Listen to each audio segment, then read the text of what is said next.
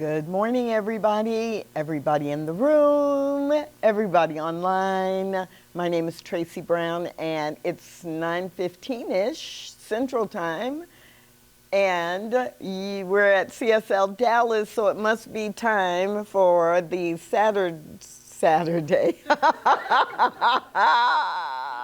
It must be time for the Sunday Science of Mind class, where every week we simply go through the Science of Mind textbook written by Ernest Holmes, and we grab a little piece of it, mull on it, talk about it, and you get to share your experiences, how it applies to you, and then we just enjoy it, go a little bit deeper. So I'm going to invite you to join me in just taking a deep breath and 10 seconds. Oh, this is going to be an interesting morning. Well, I could tell right now. It's like, we're going to take 10 seconds for Tracy to clear her brain and get centered so that she can put two sentences together. So 10 seconds, and just bring yourself present into this moment.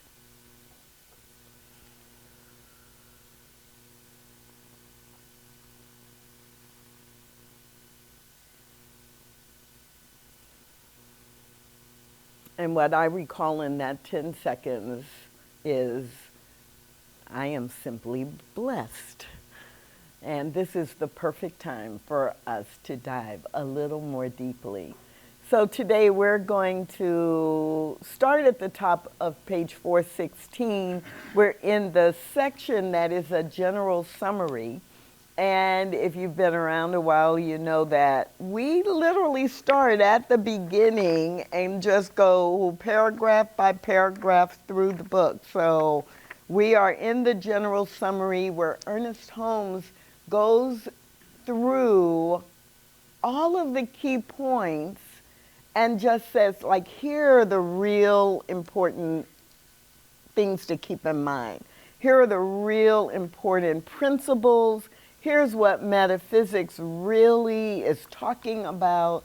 And in this particular section, we are getting into the unifying principle, which we talked about last week, and we will talk a little bit about treatment and subjective law.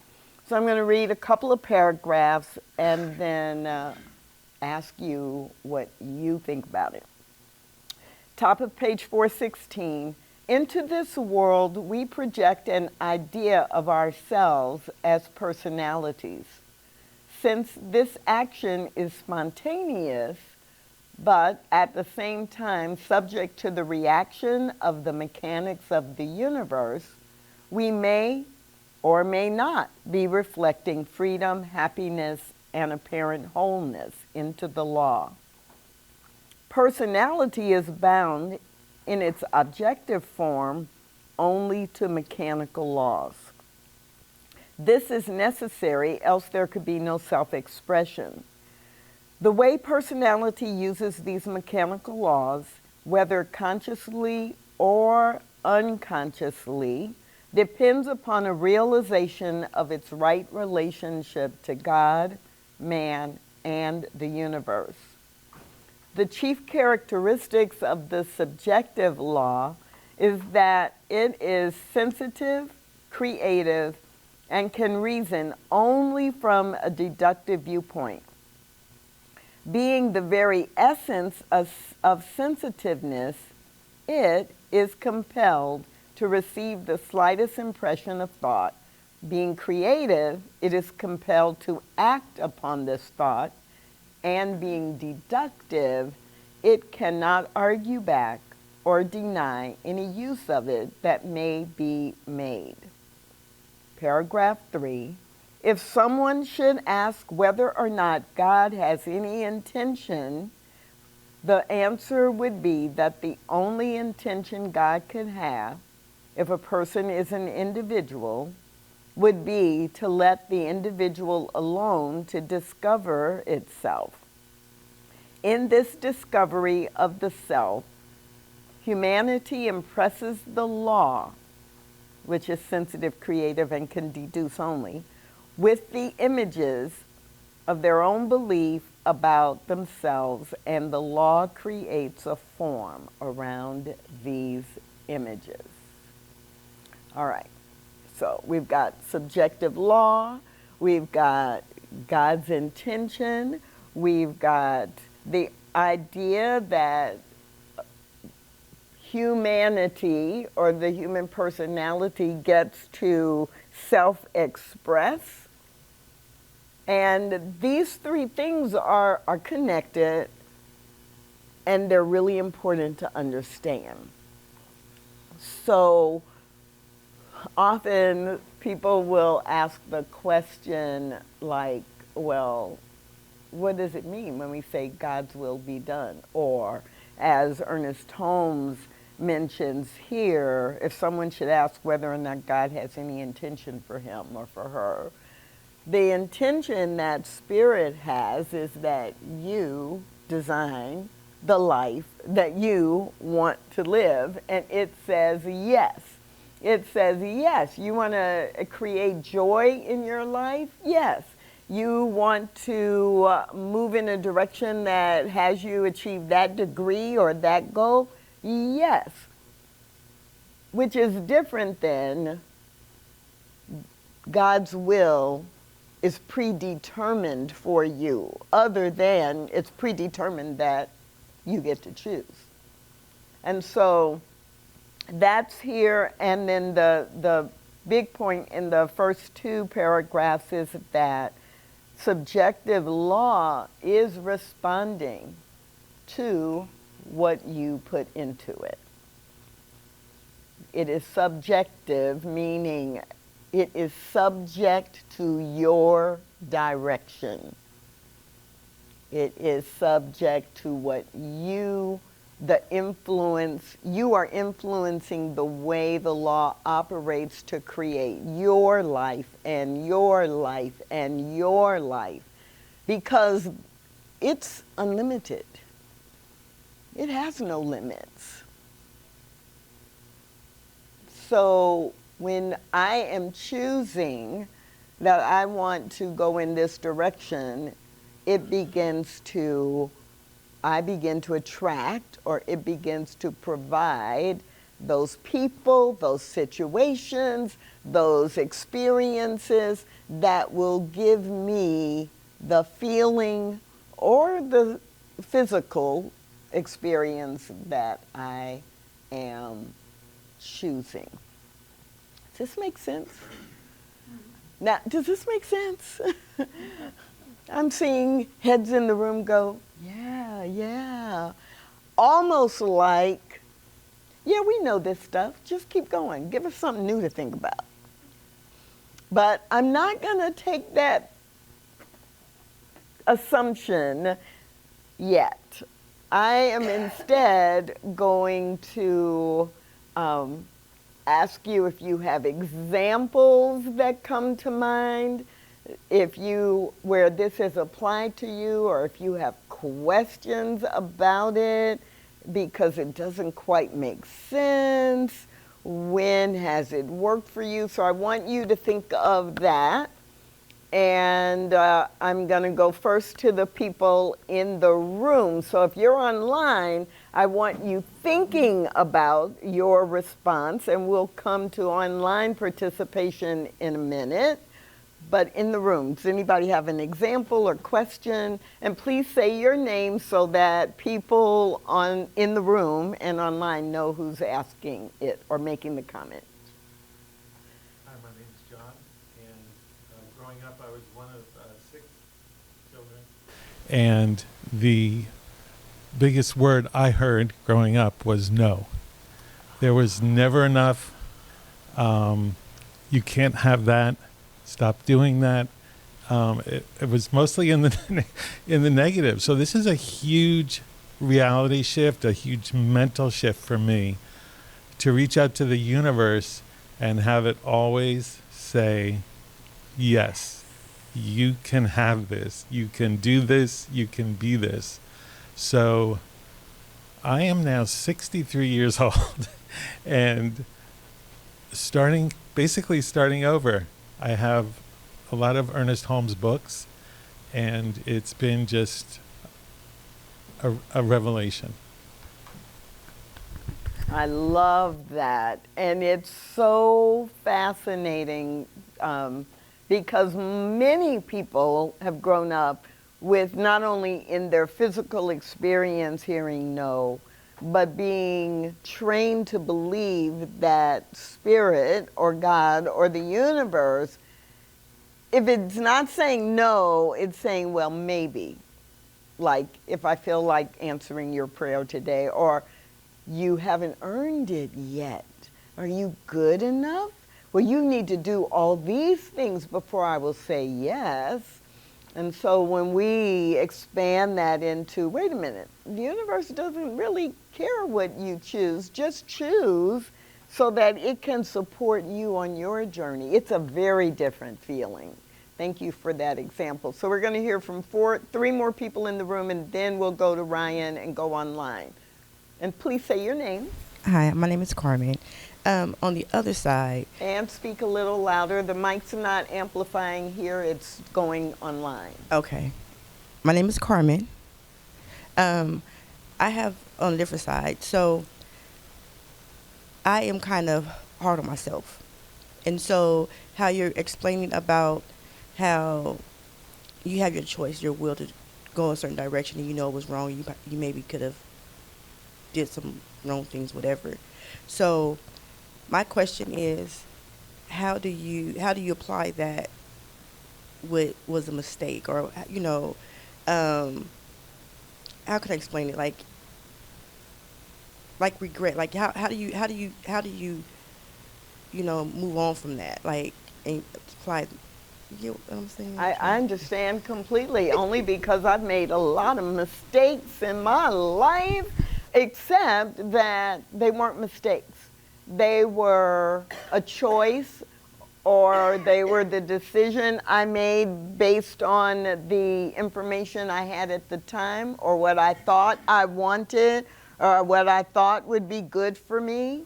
And it just kind of didn't work out in a positive way.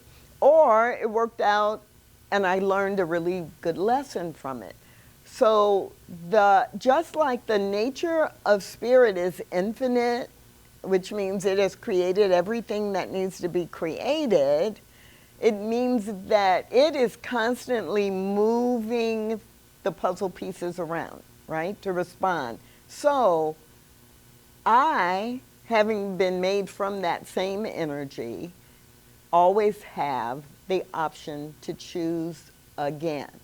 So what we teach in Science of Mind is, yes, when you make a choice, there are consequences of that choice, because that's, if I have a pen in my hand and I let go of it, the laws of gravity are always working. So if I let go of that pen, gravity is going to make it come to the ground. I'm not throwing it, I just let it go. Gravity works. So if the laws are always working, physical laws and spiritual laws, that means if I choose something different, the universe can only say yes to that. If I choose to keep my mind and my energy focused on what I think of as a mistake, the universe is saying, oh, you're still thinking about that. Oh, you're still wrapped up in that. And it's going to keep giving me experiences related to that or that create that experience.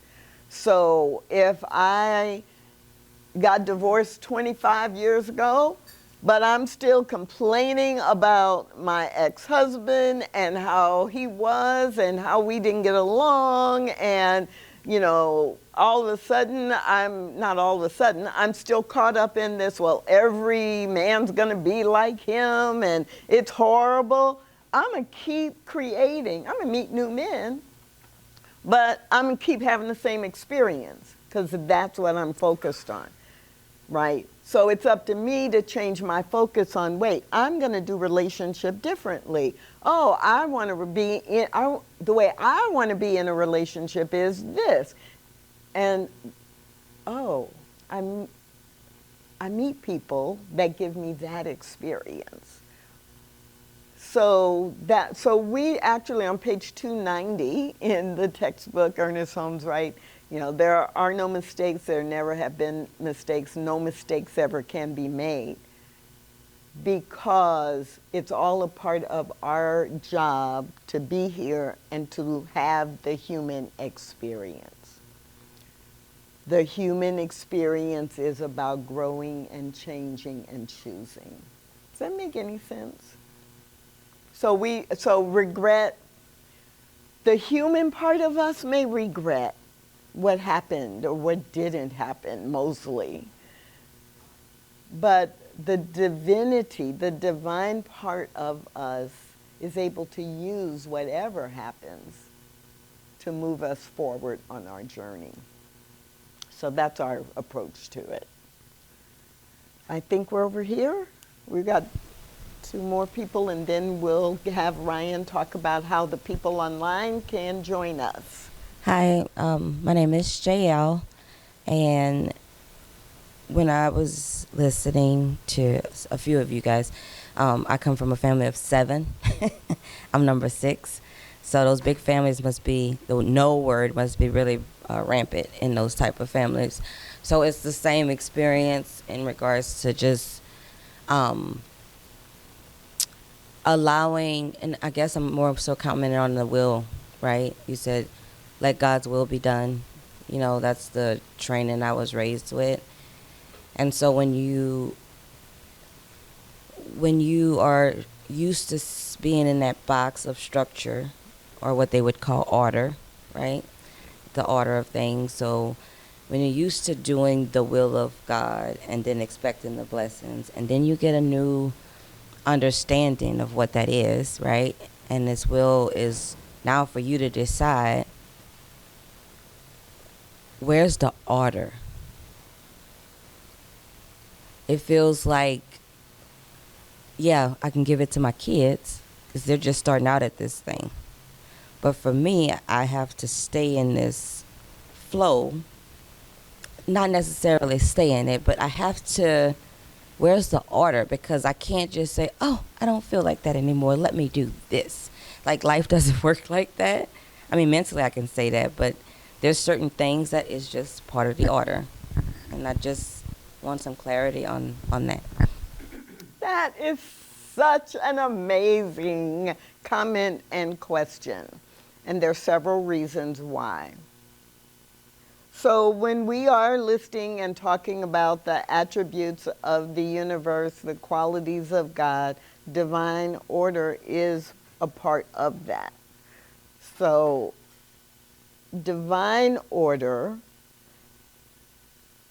let's think about it this way. You've created everything.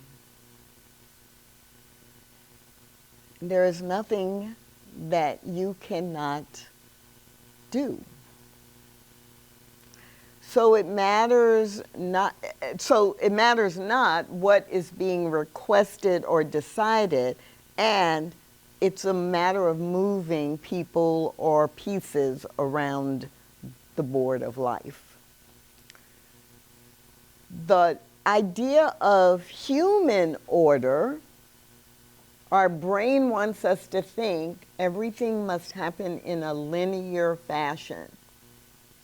So from a spiritual perspective, order means I am operating, thinking, speaking, behaving. I am operating in alignment with law, spiritual law. Those things that are absolute. Not order like I must take this step and then this step and then this step and then this step, because those are humanly created steps. So your life will unfold in order or with order as long as you are putting yourself in alignment with the way the universe works. So an answer from the other side of that, or a comment from the other side of that, I want a new job. For whatever reason, does not matter. I want a new job. And the universe will provide that because I want it. I've decided I don't want to work here anymore. I want to work over somewhere else. Don't even know where, but I want a new job. The universe can provide a new job. But I've got to kind of define what that is. What do I want in that job? What kind of experience? What kind of people do I want to work with? How do I want to use my skills? Not to the tiny, tiny degree, but I have to give the universe some direction because the law is that it will be subject to my direction. And then the other part that I have to do to be in alignment with law so that order is in action is I have to apply for some jobs. Like I have to take some human action of what I can do, because otherwise how is the universe going to use people to deliver what it is I want? So order in a metaphysical perspective is how do I get myself in alignment with spiritual law and physical law in order to deliver.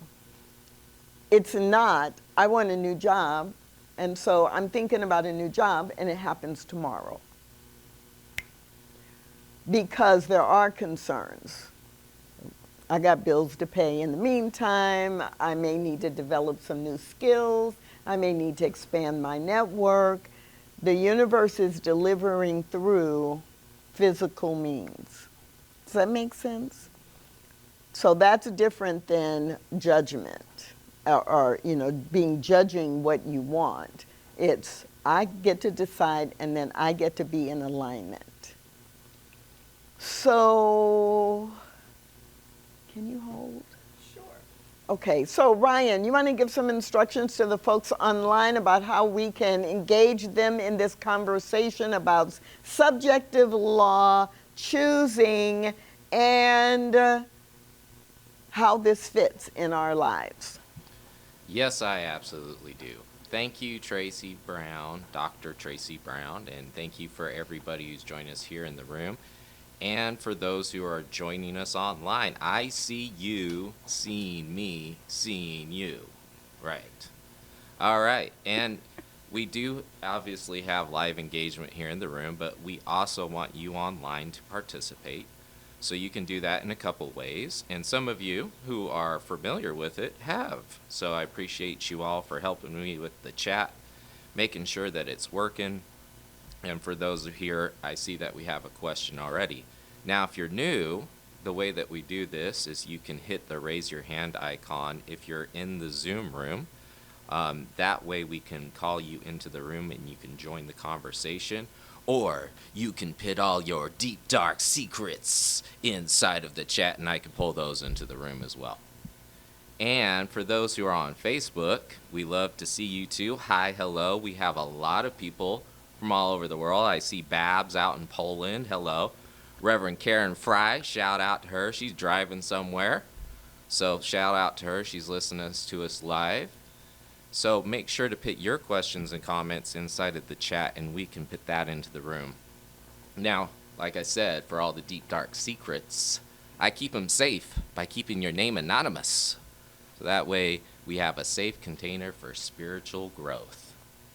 And with that being said, I want to go ahead and call Jeff into the room. Jeff, do you want to go ahead and unmute yourself and just join the conversation? Good morning, Jeff. Good morning, Dr. Tracy Brown. I guess maybe I'm the only one who's had this experience, but you hear something 1,000 times and you go, yeah, yeah, yeah. And all of a sudden one day you hear the same thing and light bulbs light up and explosions happen. And all of a sudden I get it.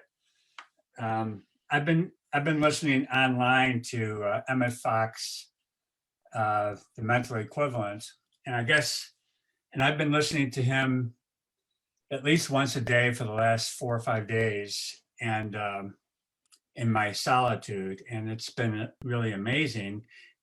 And every time I listen to it, I hear something different. But the common thing that I've been hearing that's been powerful for me is he commented that the number one reason, 99% of the time, that young practitioners don't demonstrate is because they don't feel it. And I'm really,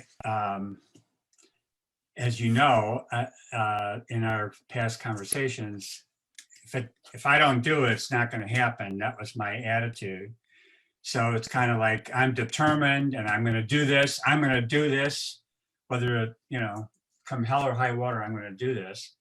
And all of a sudden, I just relaxed and came to peace, and with tears forming in my eyes in my recliner, it's kind of like I'm really feeling the things that I want and what it's like for me to imagine having that. And it's been just a beautiful experience for me. And I'm just noticing that the feeling part is really important, and it really made my wants, what I really want in my life, real.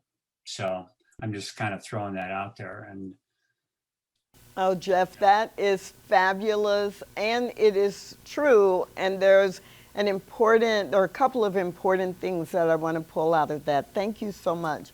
One of them is just affirming. A lot of times we do, in our humanness, we claim this is what I want, and I'm going to make it happen, right? And it is a lot about that will and that force and that human action. We do have to take action in terms of what we can do that moves us in the direction that we want to go. But a lot of that is just head, right?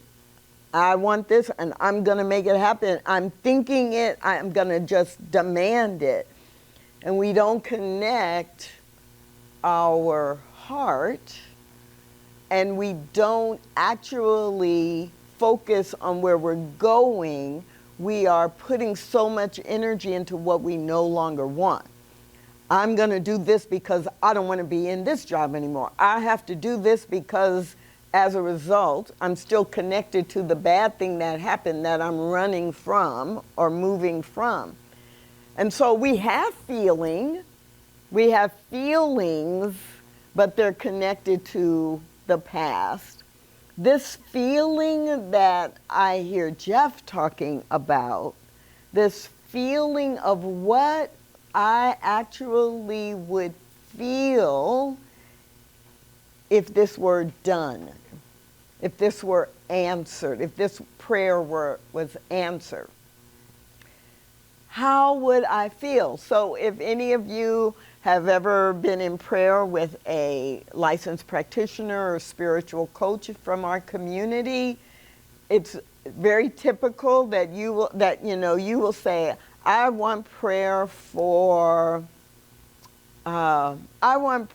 this headache to go away. And the practitioner would be like, well, what would that feel like? What would it feel like if you weren't having migraine headaches every other day? And that's because they're trying to shift you into, oh, well, it would feel like I would feel the wholeness in my body. I would feel healthy. I would be reading an hour a day. I would be out taking a walk. I would be doing these things, which shifts your feeling into, oh yeah, these migraine headaches don't exist in my life anymore. But instead of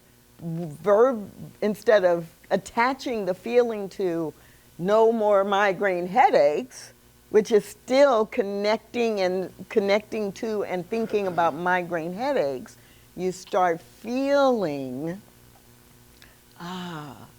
this is what my life is supposed to be, doing this. And look how it feels. It feels, to use Jeff's words, in his case, it feels so peaceful. Like this actually is my life. I can begin to believe it. So we're not bartering with God. We are repositioning our own thoughts to be in alignment with the peace, the joy, the beauty, the abundance, the love that is God expressing in our lives. So, Ryan, do you have anybody else? We've got one more in the room. Yeah, I don't have anybody else Okay, online. can we bring a microphone up here? Absolutely. As my iconic Richard is making his way up there. To Willie. To Willie. I also want to remind you folks, too, of our lovely artwork that's here in the background as well. Richard, if you can just get a pan shot around the room here. Yeah, This is by don't you just love this art? Yes, absolutely. This is done by Priscilla. Absolutely. So, Willie, do you want to go ahead and ask your question? I've been here a long time. I understand a lot of, you threw the word mechanical law out there, and it just threw my head.